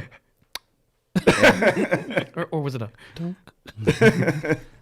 Well, I still haven't tried it. No, we're actually going to the Bourbon Trail in it. So Z and like a bunch of us were. I don't know what the Bourbon Trail is. What is it? What the Bourbon Trail? Explain. Oh, Kentucky. You go down to Kentucky. It's called the Bourbon Trail. So all the bourbon distilleries that are up there, kind of like what I did with Mexico, is I want to go up there and jump around and see if I can get some single barrels from some of those bigger distilleries because my license allows me to make it. So think about if I can get into like Buffalo Trace and get a whole barrel, Right. and then bottle it underneath, the Murto made brand. Mm-hmm. You need to document that. Yeah. Well, I I'm mean, not kidding. You need to document that. I did it too with the tequila. It's just sitting on my phone right now, and Not just you. Just like get a real recorder and a filmer, I'll, filmographer, whatever you call those guys. What do you call them, Jonathan? Video guys. No technical term. That would be a good trip, man. yeah. And Like- that's why I figured we can go up there, and just stumble around in a Murto made limo. Problem is that one of the guys we got. That's a TV show. Yeah, we got 8 people that are coming with us right now. Oh man, in this one. Wow. Yeah, it only comfortably seat 6, so I gotta draw straws. Day of, probably. I don't know. We'll figure it out. Who is strapping to the roof? Yeah. Well, I was gonna put a hitch on it. Yeah. You could just And then tow something else behind it. well, I have a mobile bar, so I have like a little trailer that's a mobile bar. Shit. Oh. And I was like, so it's a 6x12 trailer that's a mobile bar, and it's a concession trailer. So we do like a lot of events in that. And I'm like, how cool would it be to have a limo decked out in Murto made, pull in a mobile bar, Right. and pull up to events? So how about those bikes that people ride? You know, like the bar bikes where you see Yeah, them there's going like around 8 town. people the little pedaling trolley this thing. How thing. is that? How is Yeah. that legal too? Same thing. Again, it's the same. Like, I don't think because they're Mobile bar. steering. I don't think because they're not steering. There's still a driver on there. There's still a host. right. That's up on there. They're pedaling. I still don't Probably get. not I doing still don't much, get but- that. Like, how are you trying to enjoy yourself with physical labor? It's so weird. It's like I don't get that. Like, you're like panting and sweating Oh, all I wouldn't be everything that you drink. pedaling. I would definitely not be pedaling. You're the guy that's just limp wristing Yep. it the whole way. Yep. Just nope. Chilling. Another drink. Yep. Sure. Gotcha. It's probably a fixed gear, so you have to move your legs when you put those pedals, your feet on those pedals. You can just no. I'm riding like this. I don't think it's freewheel. All right, we're gonna sign up for one. Just Do don't it. call me. Yes. See, I don't want to be a part of it either. Yeah, don't call me. Actually, I can. All right, we're gonna pull one over. I was then. gonna say I'm just gonna let you do it, and then I'm we'll, gonna pull and you one tell me over. how it is. All right, What if you do just that. hook it up to a car? Yeah, and just let it pull you. Have somebody tow you around. And you're just sitting on there, or just get a limo. Or a limo. Exactly. But I'm serious. You really could make a TV show out of that trip you're going up there on, in the limo. Yeah, but our problem is usually the trips that I take with these guys, we're not allowed to talk about it. Oh God. It usually starts off with being like, "This is a good idea," and then after a while, we go, "Not a good idea." You wake up in Canada. Yeah, not a good idea. What did you give me? And you're like, you didn't ask. You're like, fair enough. that was my New Year's resolution to myself last year was ask more questions. Okay. Yeah, and I think I did a great job with it, and then failed miserably the last half of the year. So, it's What was okay. the start? You 6 months in, last 6 months, just work towards the next year. Yeah, I try. Oh, Those make it next to year. maybe 9, and then by the time Ask holidays more roll questions. around, it's like, I didn't ask enough during Christmas. Saying the yes to everything didn't work out very well for me. Oh so God. we need to call Roche, apparently. Especially the head shake from my wife. That's always the worst. Disapproval. Not you remember your parents that were like, "Oh, I'm not upset. I'm just disappointed. You're like, fuck. Yeah, my wife can say that whole conversation with the head shake and just John. Actually, I told her, I was like, you're not allowed to use my name anymore. Because she literally has turned my own name into like the most vulgar word that you could ever say to me. She goes, listen, John. And I'm like, ooh. Ooh. So she's not allowed to say my name anymore. Right. Like, I literally will yell at her. Even if she tries to say it in a cute way, I'm like, no, we Nope. need to get you out of that habit. It's like your mother when she's like, Jonathan. And I'm like, oh, Your your full asshole name? clenches. You start Yup. sweating. I always got the first and middle. My And I middle was name like, was Jonathan. Yeah. I don't even know how to spell it, honestly. Well, I don't What do you mean was? Well, it is. Oh. I didn't say Juan. I didn't well. say Juez. You know what? You don't even know my real name, actually. He does now. No, he doesn't. Mm-hmm. Nobody in here knows my real name. We'll just leave it at that. So I say Google. No, I don't think anybody wants to Google that now. All right. You won't find it. Yeah, nobody will know. Yeah, no. All right, we got to call Roche, but y'all keep talking while I look this up and stuff like that. And I'm we'll gonna keep drinking. edit this stuff. Yeah, to that's a bullshit. great idea. This is. I've told you this is currently my job is to sit here and drink all day. Which is not a bad job whatsoever. And that's the question we get while we work. We're like, you're allowed to drink? I'm like, of course. Yeah. Makes me better. I feel like we're like the only I mean, job where we can actually drink while we work. Well, It is so What about- debatable in North Carolina, though. well, Some people well, say we some allegedly bartend- do it anyway. Yeah, so. allegedly, yeah. Allegedly. so South Carolina, the bartenders can drink. Because when I was in Charleston, like Oh, the yeah, that's bartender right. stuff, they take shots with us. At Myrtle Beach, Yeah. we do the same thing. Yeah, they can take shots with us. Probably but- highly but encouraged here- down there. Here, I'll nah. tell you right now. You know damn well we drink as bartenders behind the bar. Oh, Yeah. Oh yeah, dude. Yeah. I remember I worked at a place and we pretty much drank a like a whole Grand Marnier every night Yep. That was the whole between point. 3 bartenders and a was the bar whole- back. That was the whole point of bartending. We would blatantly do the shots in front of people, like on the bar. The whole bar knew we were doing the shots. It was a big deal. napkins thrown up in the sky. It was like New Year's Eve every time we took shots. I worked at Butter, and I don't think I remember one shift.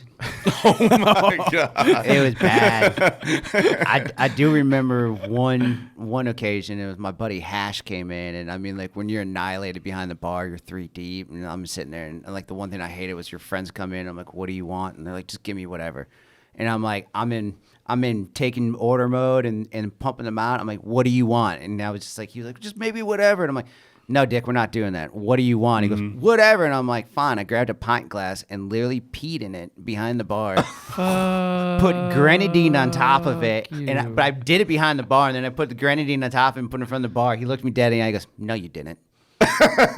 No, you didn't. And I was like, smell it. And then he sat there. Oh, God, I'm about to throw up. Yeah, to this day, he will never order just whatever ever again. I consider that an education. Absolutely, good life lesson. That's an education. You know what you Yeah, want. but one of my favorite bartenders will not let me order whatever I want.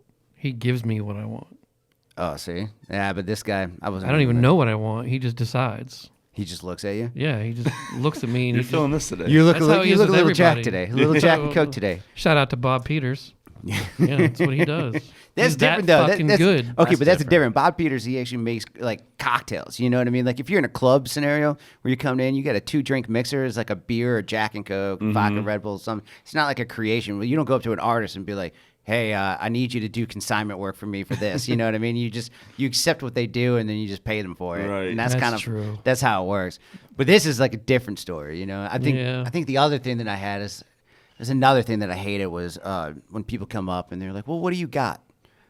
And I'm like, we're a full bar. Fuck you. And like I sat there, or what do you make that's good? And I'm just like, I hated these questions. We And do with that too. Yeah, exactly. And I had 2 girls come up there. One very attractive girl. She was sitting up there. She came in with her friend that was a little bigger, not so attractive. And then she came up there, and I'm like, what can I get you guys? The girl's like, oh, I'll take a vodka soda. And I'm like, that was a cute one.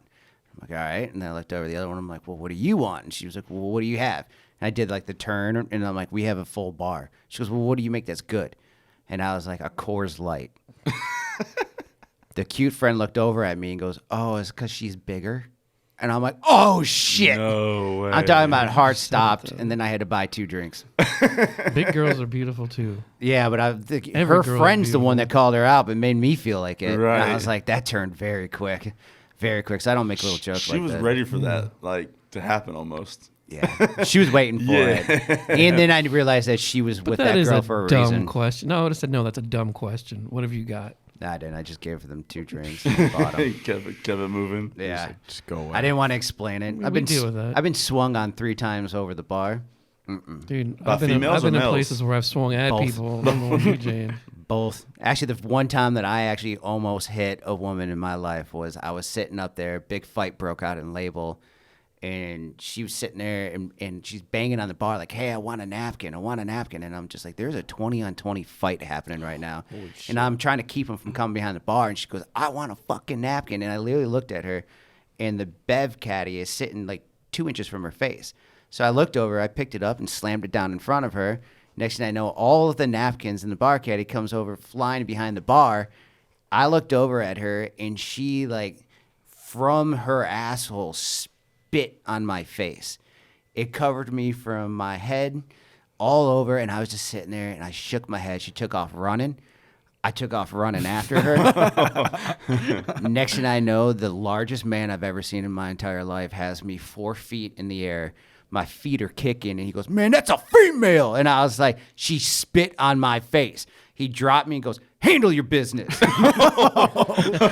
She was already gone. I was soaked. I was sitting out back smoking a cigarette, and I didn't even, like, I quit smoking for 5 years. And I remember the manager came out, and he looked at me sitting there, and he's like, I heard what happened. You're good for the rest of the night.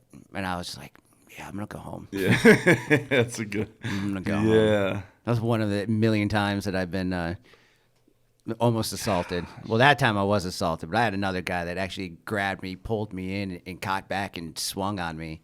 And I'm glad he didn't connect because his arms were the same width as my shoulders. God dang. And over what? Oh, he didn't like his drink. I can't make that one up either. Oh, yeah.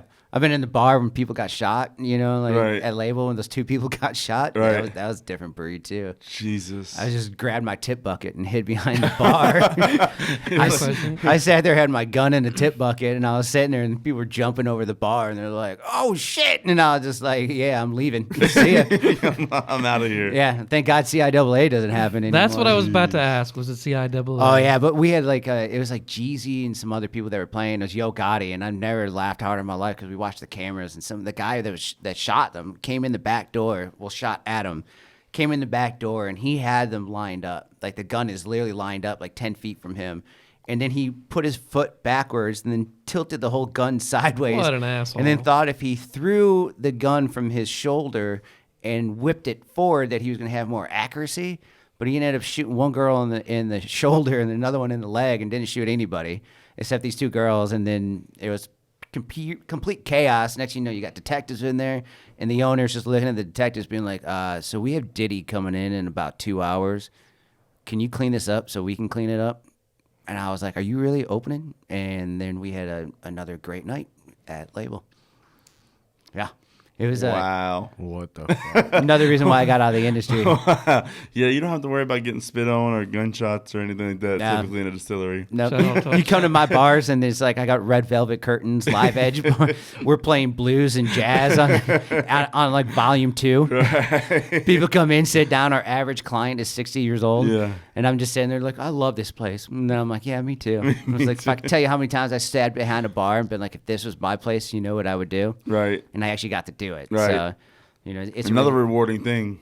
yeah, to being able to do your own thing. Mhm. And people appreciating it because that's not always a thing either. People open up dope spots and then people just don't appreciate what they're there for, what they do, like, or their purpose. And they go in there with a different mindset, and it's like, no, this is not what we do. Nah. We do this. Yeah, we do that. Like it, cool, not. And that's why there's a lot of few people actually in Charlotte that have that creative mindset. Right. And they do very well for what they create. Mm-hmm. I know Anthony over at Tilt, he's one. Like the bars that he's create, they're great. Yep. They got a theme, and Orlando. I mean, Yep. that boy's eye, Yep. like I still take my hat off to him. He can come up with some creative things and He's an artist, and too. execute them Yeah. very Yeah, well. So that's like, Shout certain out. people like that, they're always going to have For sure. good ideas and good following, and people ain't going to question them, Yep. But then you got other places that you walk in there and you're like, why am I here? I'm gonna call Roche now. Well, Let's see if this works. You can hear him. his wife's going to answer. She's out. Hello? Yo, can you hear us? Yo, what up? You're live on the Parliament Podcast. It's not low at all. All right. Well, never mind. Murto, Testing it was low. What's up, Roche? how you doing? Good. I'm trying to catch a buzz here with your co-anchors, I guess. did you bring them some of that vodka? Nah, I Tequila. switched tequila. We're drinking tequila. Oh.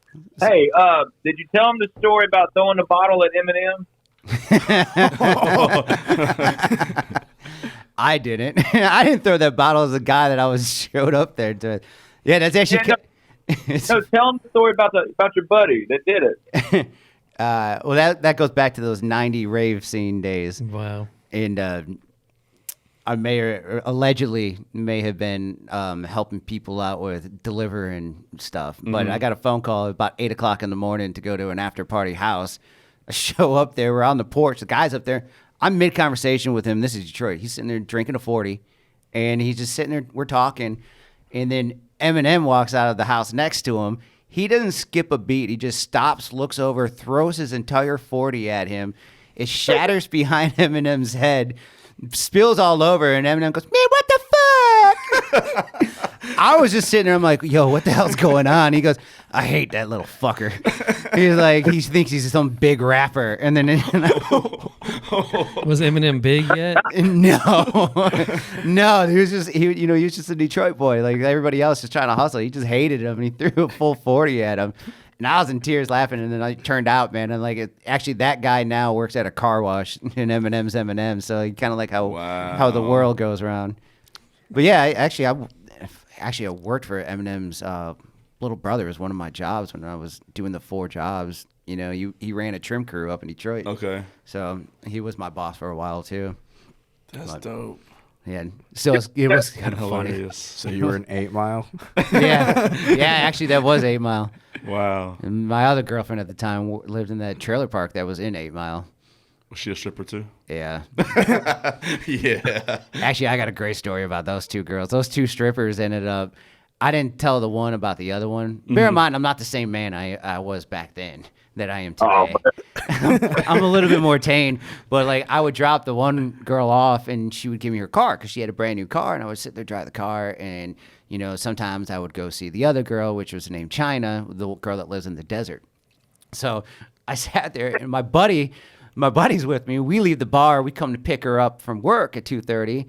So I pick her up from work. She gets in the car and she goes, "Who the fuck is China?" And I just went, "Oh, that's not good." I was like, "That's not good." I'm like, "Why?" She goes, "Well, let me tell you, because she guest danced tonight.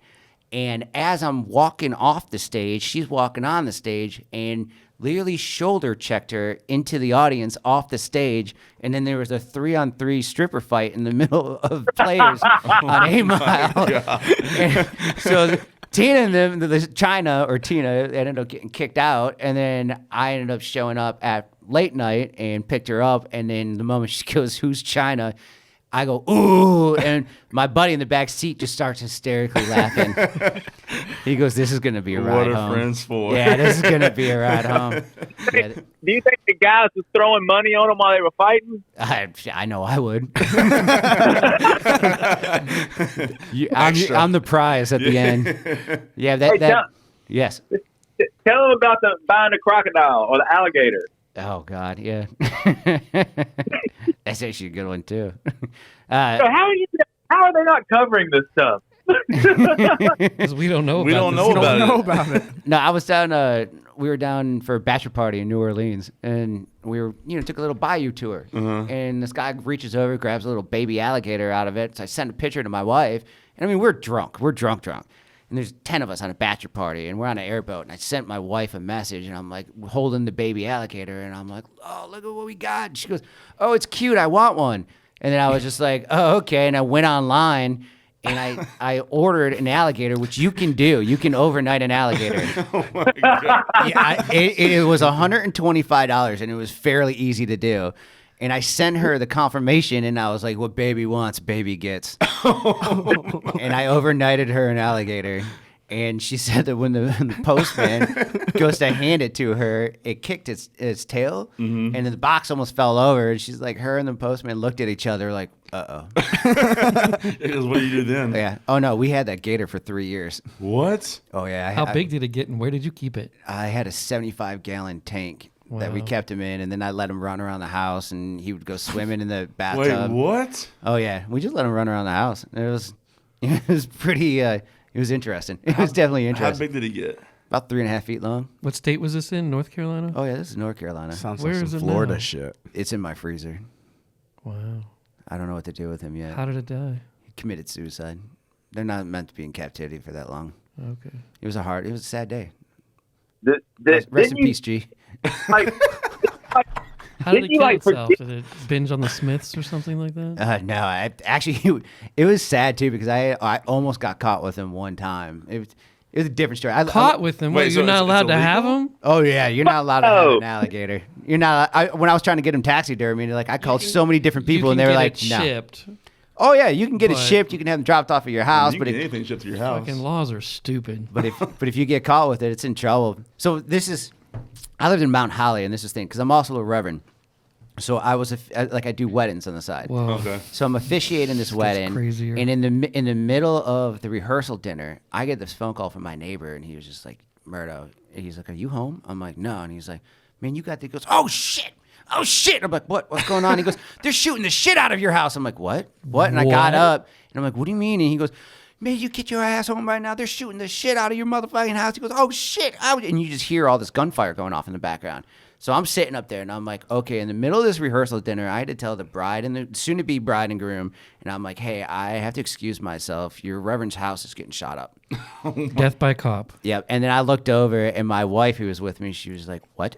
And I was just like, "I have to go now." And I took off running on my bike, ended up getting there. They had the news there. The whole road's blocked off. Got 2 dogs in the house and that alligator. And I'm sitting up there in the house, and they're like sitting there, and I'm like, okay. And then, so they had the CSI out there taking pictures of the house and everything. And they're like, yeah, we're almost finished up in here. And I'm still like trying to grasp this, you know, I'm like, because my dogs are okay, but the house looks like Swiss cheese. And I'm like, okay. And then like, so as soon as we finish up in here, we're going to go inside and take pictures. And I'm like, huh, what? I'm like, like, you're coming in my house? And they're like, well, yeah, we got to get evidence. And I'm just like, can you give me 20 minutes? And they're like, yeah. And I'm like, just give me like 20 minutes. And then I ended up putting other things in a suitcase and sent it out the front door.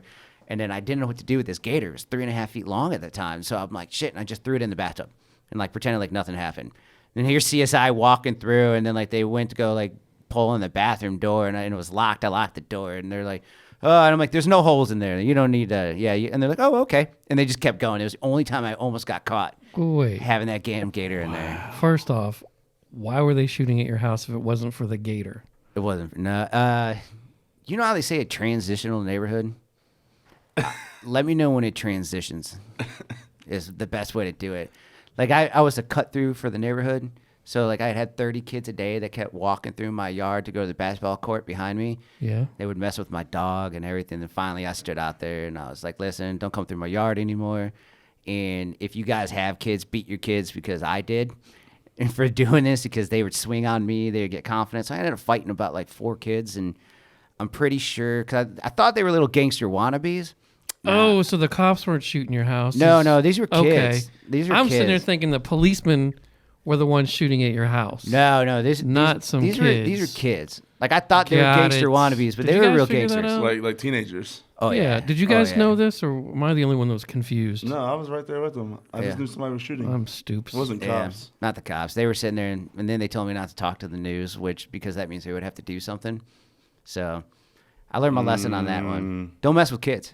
Don't mess with kids. This is North Carolina? North Carolina. Mount Mount Holly. Mount Mount Holly, Huntersville. That's why I said fuck them kids. Yeah. Don't have kids. Don't have kids. Damn. That was definitely one of those times that I shook my head. And honestly, that was the last wedding that I was going to do because I was bartending on the weekends and it was taken away from, me Right. having to work. And I was like, I'm not doing it. And if I wasn't doing that wedding, my wife would have been dead. So if you need some divine intervention from the Lord, I was like, damn it, I guess I'm going to do weddings for the rest of my life. And I'm on 37 weddings currently right now since 2014. Amen. Yeah, so that's some divine intervention right there. Absolutely. And wow. my wife never questions it. She never does anything. And now she sat there and she looks at me and she goes, I don't care if somebody's taking a shit in our front yard. You're not saying anything. And I'm like, oh, no, not anymore. I was like, I'll walk out there with toilet paper. I was like, yeah. Can I help you wipe? Yeah, I'm not messing with anybody anymore. You still live in Mount Holly, same house? No, I moved to Huntersville. I moved to Huntersville, and then I moved again to Huntersville. I'm staying right there. I don't mess with. That's what I say. Those transitional neighborhoods. Let me Right. know when they transition. I'm not messing with them at all. Jesus. Definitely a head shake though. But yeah, I mean, what are you supposed to do? I've had about 8 lives. I'm pretty sure I'm on my last one, but it's okay. Well, cheers to that one. Cheers to that that one. was definitely, Definitely. That's a Yeah. fucking story. Jesus Christ. Yeah, they tried killing me a couple times, but they haven't succeeded yet. I mean, you made it out of Detroit, and then you come here and have to deal with that. Oh yeah, I woke up in the hospital. This is why I don't fight anymore. I woke up in the hospital and I'm like sitting there and I'm like, uh-oh. And I started looking around. I'm like, I could only see out of one eye. I'm like, uh-oh. And then here's my buddy. He goes, are you okay? And I'm like, what the fuck happened? And he was just like, yeah. Oh, I got the shit kicked out of me. Wow. The shit kicked out of me. I thought this guy was messing around with this girl. She passed out, whatever. It ended up being a bad thing. And then I squared up with him and he was just like, you don't want any. And I'm like, oh, yes, I do. Next thing you know, I woke up in the hospital. Turned out he was special forces. And I punched him and it did nothing. Then I took my belt off and pootie-tanged him. And he came up to me 2 months later after I got out of the hospital, and he was just like, you okay? And I'm like, you're asking me that? I'm like, he's like, yeah. I mean, like, you're like all together? And I'm just like, that's how you know you got your ass beat bad, is when the guy that did it came up and apologized and asked if you were okay. And now I'm like, and then that's when my wife was like, you're not allowed to fight anymore or do anything. She's like, every time you get a concussion, she goes, you come back as a new man. She goes, I like this one, so just stick with this guy. Right. So we've been good ever since then. How long were you in the hospital for? long enough for me to wake up and grab my Gatorade that they gave me and then walked out the door. It wasn't bad. Right. 3 days later, I was walking down the stairs in my house and I puked. That's how concussed I was. That's bad. Jesus. 3 days later. That's 3 days really later. bad. Just walking down and puked, and I was just like, oh, that's a good one. So my shit talking now is I'm like, yo, fuck you. Do you have any professional military experience or MMA training? And then they're like, no. And I'm like, cool, let's bring it, bitch. I'm like, no, really. Like, what's your resume? You know, I mean, like, is this going to hurt? I mean, can we just, like, call it even? You know, I'm like, we're good. In fact, I'm sorry. Here's a shot. You want a shot? Yeah, we're good. Like, this is my fighting nowadays. You never know, you know? Like, you can walk up to a 5-foot guy, and next thing you know, he just comes over and kicks the back of your head without you even thinking. And you're like, what? And he's like, oh, I took Muay Thai for 4 years on the summer, you know? And you're like, well, fuck me, you know? You're on the ground crying, twitching a little bit, calling your wife. She's like, why did you piss yourself? You refused to, like, explain anything to her that this 5-foot guy knocked you out? Yeah, any excuse you have. I think in Charlotte one time I saw this 80-year-old dude knock out 5 guys on the street. Just went bam, bam, bam, knocked them all out. Turns out he was a boxer See what I mean? his whole life. Oh, my God. See what I mean? He's an 80-year-old man. I'm not messing with anybody anymore. Have you seen those Mike Tyson videos? No. He's like, I'm like, he can literally just still kill anyone. Yeah, Oh, but if I saw Mike Tyson, I'd know. Like, I know. Like, I sit there, I'd be like, I've seen a pit bull. And I've seen a not- mad pit bull. I ain't going near that. Yeah. Well, I'm not going to fuck with anybody with a tattoo on their face. I don't Well, care yeah. who the fuck they are. That's just, I Very, would. very valid point. I would. I would. it's like some 75-year-old woman with a tattoo on her face is not happening. I'm not I fucking still with do that, too. Be like, let's see what you got. Spit on me, Or bitch. yeah, you spit on Spit me. on me, bitch. We'll see. No, I'm not taking that one. No, like I said, I'm a lot more tamed nowadays. Like, I figured out that I'm not going to live forever, and I need to start making life decisions. So It's never too late. Have you told him about getting piss ass drunk and doing the Billie Jean dance? where? Which time? How he many said. times? He was just Yeah. doing it earlier. Yeah, yeah. Where? Oh, you mean at my wedding? Just now? Like all the time. Yeah. No, that was my my wedding. We eloped to Mexico, and I ended up drinking way too much tequila. And there's a video that's circling around from my wife that keeps passing out to people.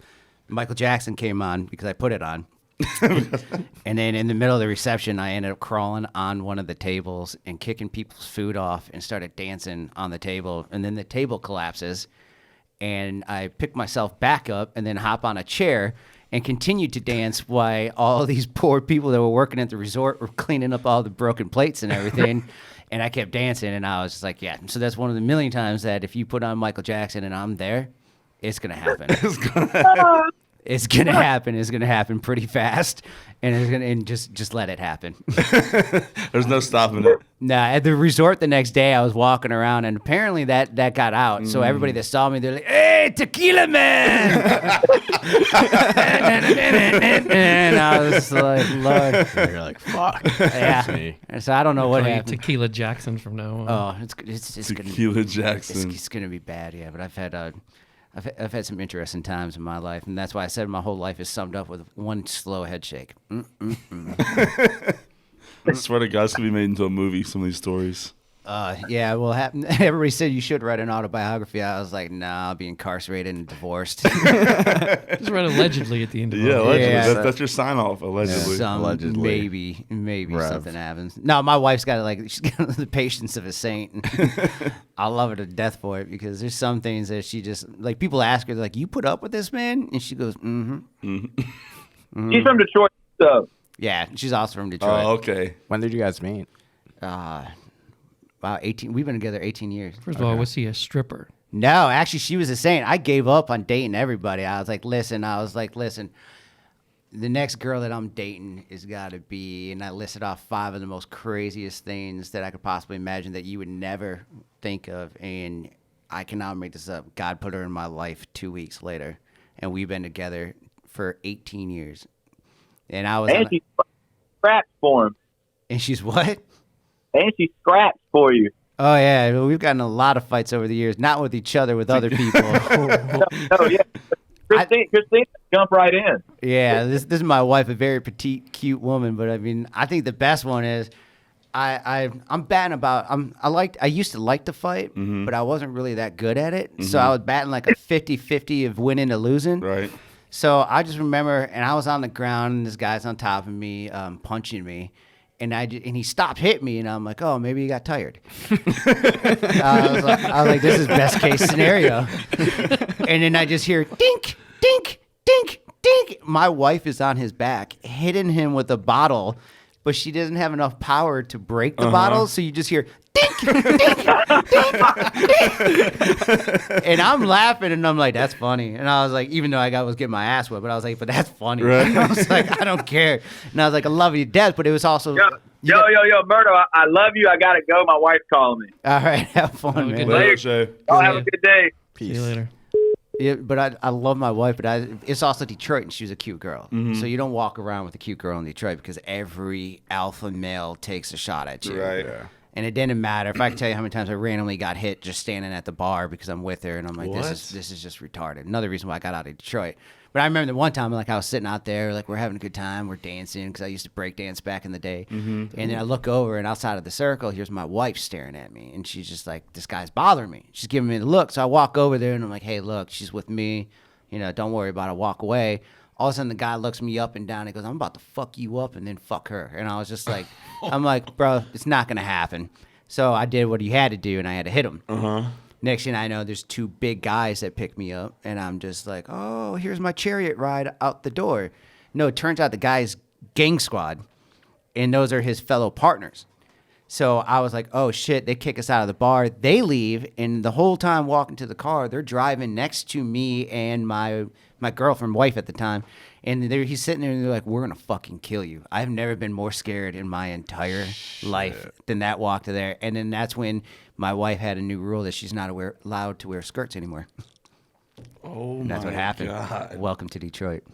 So they just drove off? Oh, yeah. They just tried to scare me. Yeah, They were yeah, leaving, yeah. and they scared me. It's happened a couple times. Like, who's the big guy in ICP? Violent J? Yeah, Violent J. I cracked that dude square in the face. What? Oh. As an Eminem fan, I'd love to hear that. Where are the juggalos? Oh no! This is like we're at the Majestic Theater. Next to the Majestic, it was Magic Stick in Detroit, and we're sitting up there, and it's a bowling alley, but upstairs they had like a little bar that you can hang out at. My buddy looks at me, and we used to go there every Tuesday. We called it Fight Night. It didn't matter. You were fighting on your way out the door. Everybody fought. It was just what you did on Tuesday. And Great day of the week. And we were just sitting there. It was Tuesday, and like I used to always sit there. And the reason why I always hit first is because the bouncers usually will carry you out. I called it my chariot ride out the door, and then they get thrown out, and you leave, and everything's over. You get that one club punch. And I was sitting up there. My buddy gave me a look. He goes, "Hey man, this guy's messing with me." I walked up there. I'm like, done. And it was Violent J.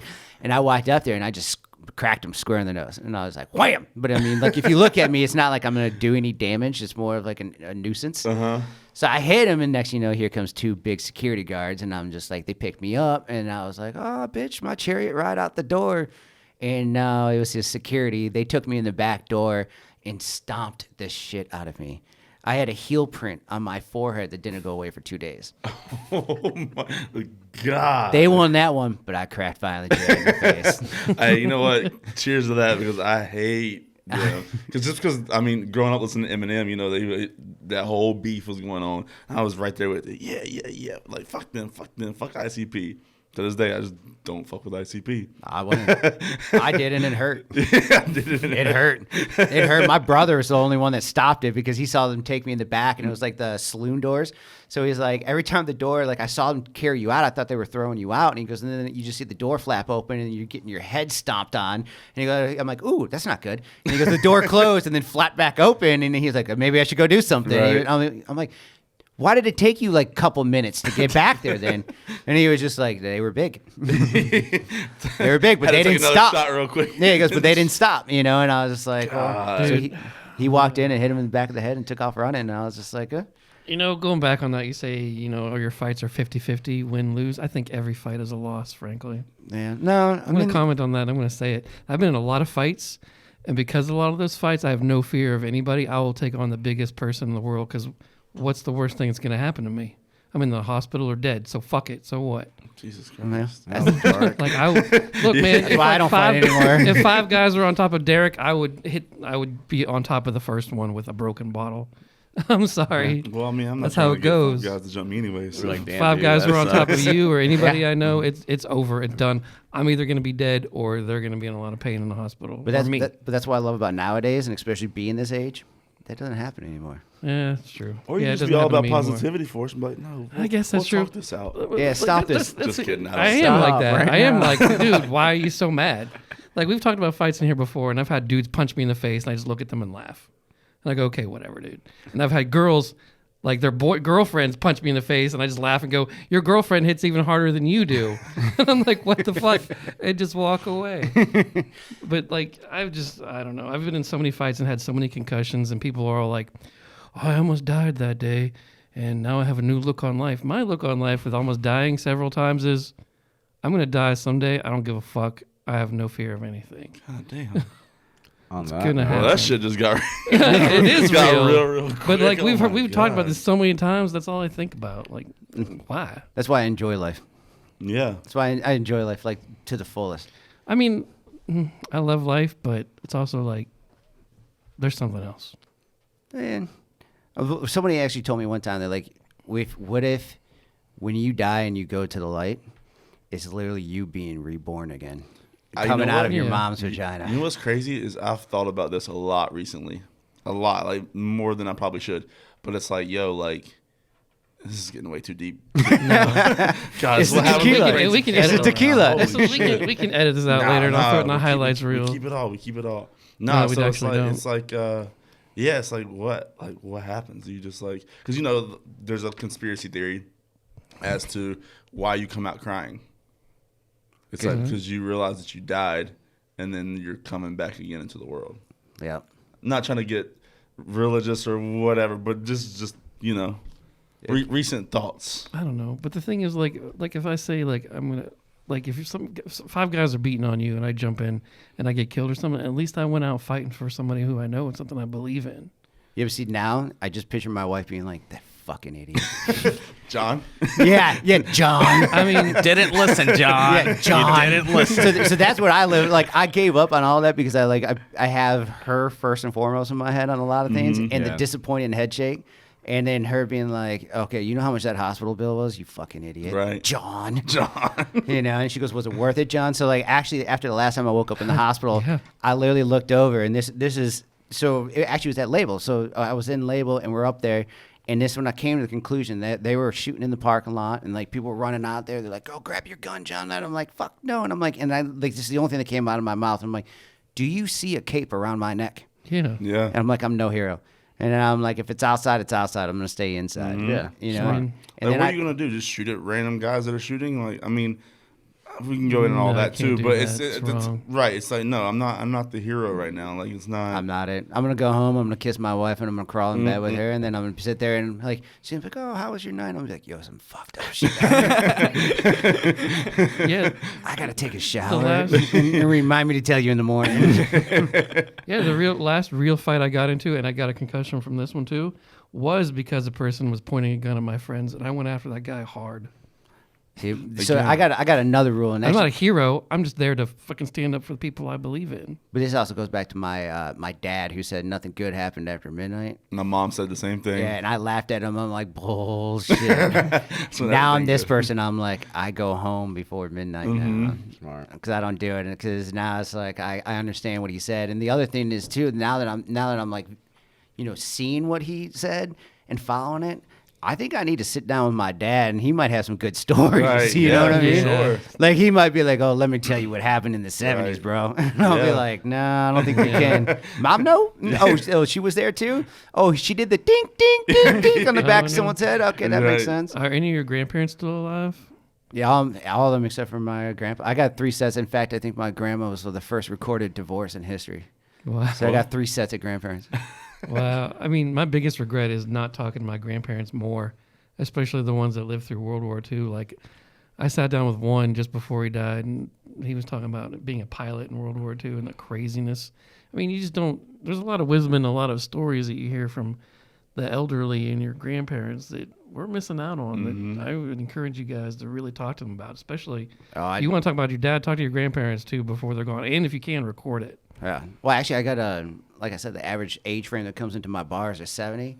There's a group that comes in every Thursday, and I look forward to them coming in because I grabbed something to drink and I sat down. And one of the guys that came in, he was a pilot in Nam. Boom, he was actually like a fighter pilot, and he was going back and forth, and he was like, yeah, and he was like, well, yeah, he was like, I flew the same planes that Carroll Shelby did, and I'm like, oh, no shit, and he goes, yeah, great guy, and I'm like, you met Carroll Shelby, and he goes, yeah, we did a couple projects. He goes, I actually have a '67 Corvette in my house that he's the only car in the world that he's signed twice, and I'm like, what? And I'm like, you have this car? And I'm like, what the hell? And like, I'm sitting there talking to him. He ended up driving it up. This car is like probably priceless. He signed the dash, signed the hood, did everything. And I'm sitting there talking to him. He's telling me war stories, telling me speeding tickets. I go to his house. He's got a whole bourbon collection. I'm sitting there. And it was some of the best times I've had in my life. He's got a ticket on the wall, and it said for two 67 Cobras racing each other. And he got arrested for it. And it was old from the 70s, and it was up there. And I'm like, you got arrested for racing? He goes, you know how hard it was to explain that I knew about the carburetors on this car? It's dual carburetor. He's like, so I'm literally with another guy. We were just gunning it and letting it off, and I was adjusting his carburetor. But a cop saw it and thought we were racing, and we both got arrested. And I'm like, that's kind of cool. It's like the stories, you know, that goes on. And you know, you talk to this other woman that was sitting up there. She's like, oh, you guys are going to Greece? She goes, oh, I traveled all over there. I'm like, you traveled all over there? She goes, yeah. You know, I don't have to work anymore. And I'm like, well, what do you do? And she owns Metrolina Greenhouse. Largest greenhouse in the world. And this is like collectively this group of people that come together. And he goes, yeah, I'm still a pilot. I used to own Bradshaw Airstrip. He goes, if you want, the one thing we do now is like we take day trips to all these like famous museums. If you want to come and check out some museums, and we'll be back before, you know, dinner. And I'm like, yeah. Absolutely. Yeah. Yeah, and I'm like sitting there. So like we were talking about like the elderly and everybody that's sitting down. I'd rather cut bread and sit down with a nice glass of whiskey with a 70-year-old person any day than an 18-year-old person that doesn't know their ass from a hole in the ground. You know? To me, those stories of sitting with them need to be recorded. Yeah. Honestly. Well, I mean, like if you go, it was just funny because you go into his same thing. I go into the garage and I'm like, what is this ticket for? He goes, oh, and he's like, that's the one thing you peg on? Because everything in this garage is dedicated to this car that he's owned since 67. Right. You know, and the history that's behind this car. And then Carroll and like how he rebuilt it with it. You know, it was like a pin hammer that went through and got it back straight. And I'm like looking at all this. And he's like, yeah, there's not one Bondo on this car. And it's immaculate, you know. And it's, you know, and I'm like, I was like, if anybody needed to be the curator for this car, I was like, I'm glad it was you. And he's like, I never thought about it me being the curator. You know, and I'm like, yeah, when you die, this is going to go somewhere else. You know, and this car is going to live on because you did it. Right. You know, and hopefully in good hands. Yeah, and you got a better appreciation for life, and that's why I was like kind of weird. And now my wife just calls me an old soul because I'm like sitting there, like I look forward to making dinner and listening to Frank Sinatra. She like comes in there and she goes, "What are you doing?" And I'm just like, "Oh, like this is where I'm at in my life right now." Right. You know, and especially like knowing where I came from, and it's like, and especially everything that I've done, and it's like now it's like, what do you want to do? I just want to listen to some Frank, and I want to make these chicken and dumplings. I'm gonna eat. It's a delicious dish, by the way. I'm gonna eat, and then I'm gonna watch some TV, drink some whiskey, and that's it. Right. You know, but that's why she shakes her head at me now because she's like, you've come a long way. From some of these stories, I can see that. Jesus Christ, the alligator thing just kind of blew me. I'm still thinking about that. That shit's crazy. Yeah, he's still in my freezer. I got to figure something. So if anybody listening to this, please contact me. I'm trying to taxidermy a 3.5 foot long gator that nobody will touch because it's illegal. Pull up with this or that. I'm sure we have. I've got it. I'm sure we've got we've got some listeners that'll. I need somebody. I was going to do it myself, and then I was like, I don't know how to taxidermy a gator. Yeah. How long has it been dead for? Like a year or two. Okay. Like 2 years. How long did you have still it? didn't explain how it suicided. Stopped eating. Oh, shit. Stopped eating. You know, I was traveling so much, and I came back, and then all of a sudden, like, he was sitting there, looked like he was with his mouth open, and I went and I touched him, and he was stiff as a board, and I was like, ooh, okay. Yeah, you don't come back from that one. Wow. But, yeah, he just stopped eating. What did he eat? Oh, chicken. Mainly chicken, but you could feed him hamburger, steaks, anything that you, like if you're making dinner, you just cut off a little piece and throw it in there. Call it a day. And you eat the crap out of all of it.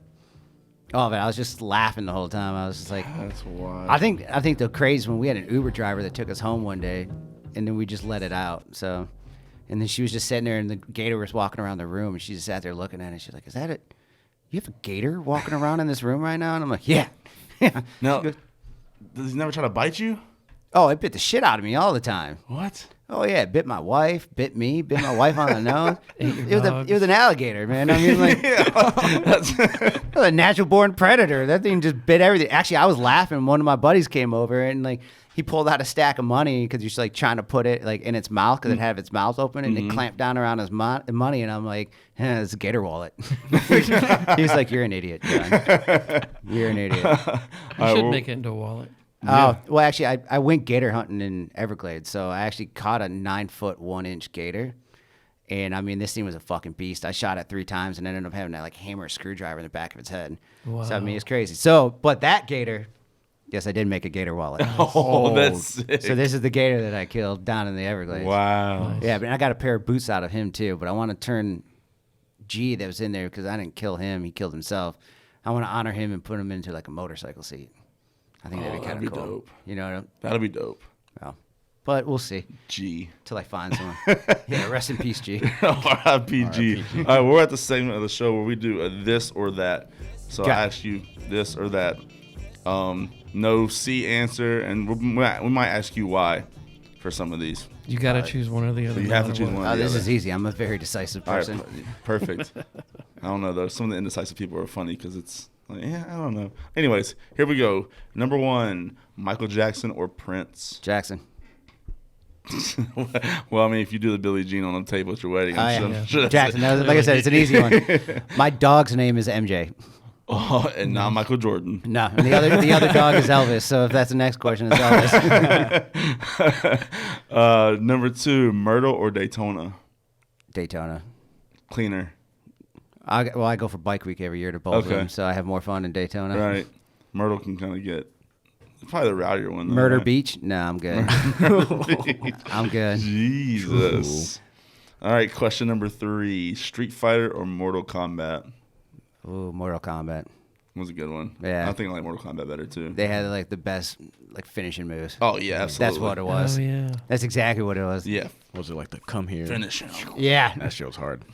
All right, number 4. Sober sex or drunk sex? With who? I'm gonna presume your wife at this wife. point. Sober.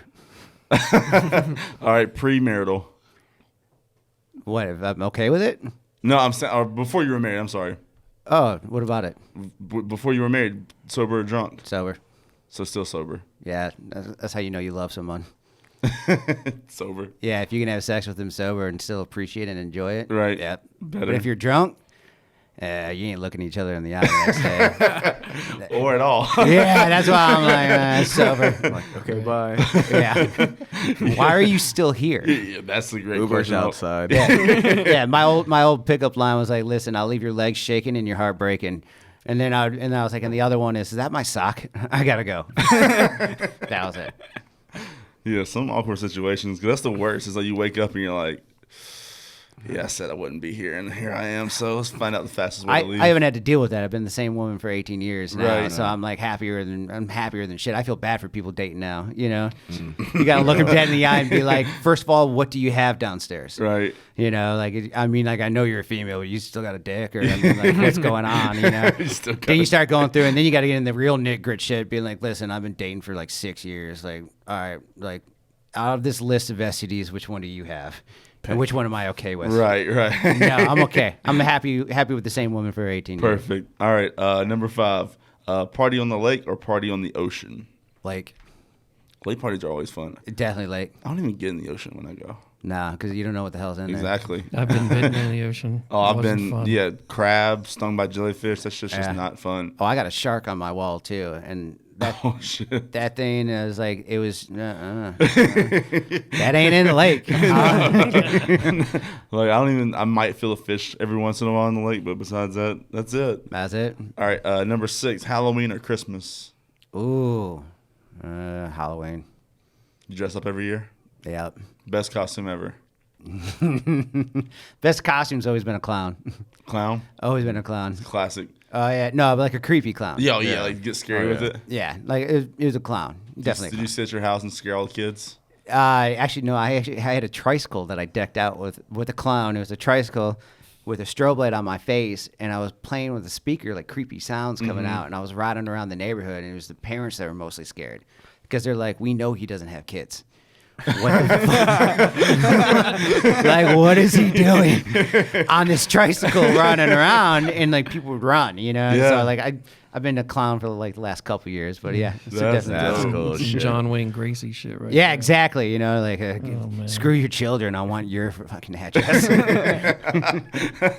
All right, I'm assuming this next one because Roche wrote these is about betting over or under.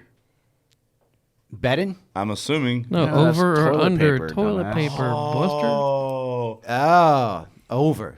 okay. Okay. No, the toilet paper thing. I forgot we yeah. This is Yeah, the but thing. wrong Like week. me and my wife will throw toilet paper at each other because I'm like, you're doing it wrong.